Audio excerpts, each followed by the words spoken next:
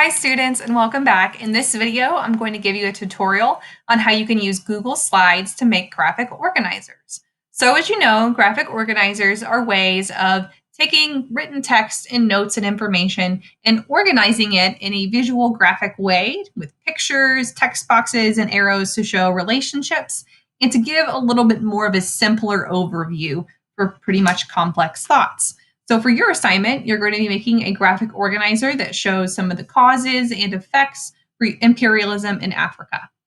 One of the tools that you can use is Google Slides. To get to Google Slides, you can go to docs.google.com/presentation or just search Google Slides and it comes up.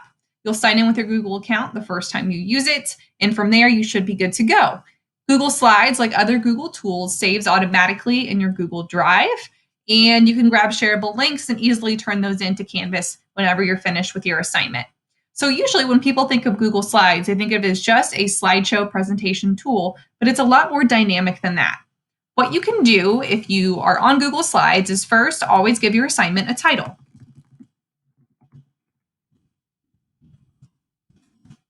Yours could include your name and the name of the assignment.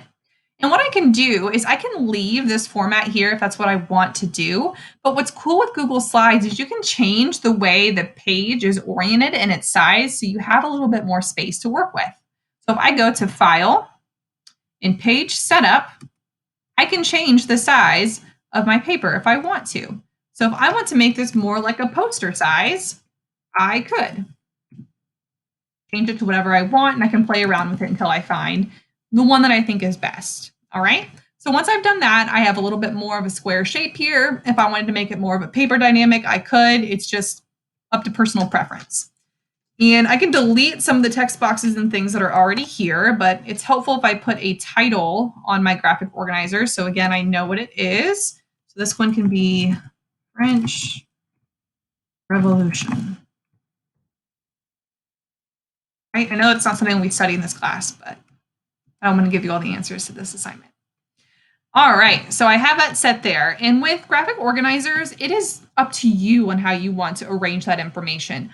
All that I ask is that you include a couple of key points, causes and effects, include some pictures, and that the information you put on there is based on the historical evidence from the resources we study in class. So you're not just making up your own interpretation of history.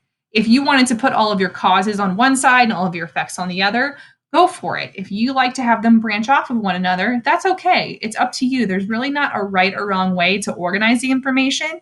It's whatever makes the most sense in your own mind. So to add different pieces and content here, what I'm going to do is insert, and I can do shape or text box. I'm going to do a shape this first time, and we're going to make this the center of my graphic organizer. And once I have that there, if I double click in this, it makes it a text box so I can start typing. If you notice, that is a really tiny font. We cannot see that. So I'm going to change that using the toolbar up here into a bigger font, and we're going to do size 36 and see if that's a little bit better. And again, as always with any type of word processing assignment, when we're making things, we want to make sure the font is one that's easy to read, so not cursive. We want to make sure that it's in a font color that's easy to read, so it's not neon on neon, and that it's a good size. So I would recommend that you use size 18 and up on your graphic organizer, and you can always use bigger if you need to. Once I have added that piece there is where I can start adding in my other pieces of content. And what's nice with Google Slides is you have endless opportunities. You can insert images from your computer, from Google searching the web, from your Google Drive. You can even take a picture if you need to. You can add in videos from YouTube if you want, and you can even add in links and diagrams as well. You have total choice in what you would like to do on this. I just ask you include the certain pieces of information that's shown on the rubric. So if I want to add in a picture, I'll do image, and I'm going to search Google for a picture of the French Revolution. There might be some intense pictures that come up because that was a dark time in history. Let's do this picture. Right, and this picture shows them burning the throne because part of the French Revolution is that they were upset with the monarchy and they wanted to end the monarchy. All right. If I want to zoom in more, I can, just so it's a little bit easier for me to see, and I can toggle with those settings here. Okay. If I wanted to draw a line here, I could do that as well and connect these ideas. That's a key thing with graphic organizers is that you show how things are connected and have relationships. So lines and arrows are usually the way to do that. I want to draw a line.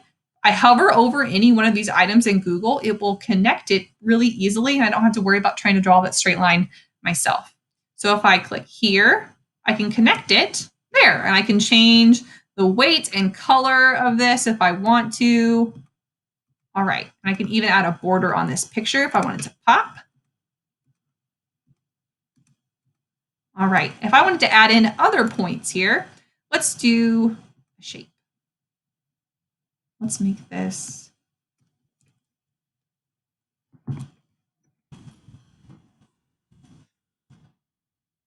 Again, I can change my font size because size 14 is not going to cut it. Right here, center it if I need to, and I can go through that process of adding a line as well so I can connect it. I can even connect these two items if I need to as well because they are connected in actual historical sense. Okay, so I would go through that whole process and add things as I need to. I can change the colors of these text boxes up here. I can even change the background of my slide if I want to. If I right click on the actual slide, I can change the background. If I want it to be a certain color, I can. I can go through all of that. I can add in pictures and video through here and pull from YouTube. You have flexibility. Whenever you are finished with adding that content and you're ready to turn this into me, your teacher, you're going to come up here to the share button and you're going to click share.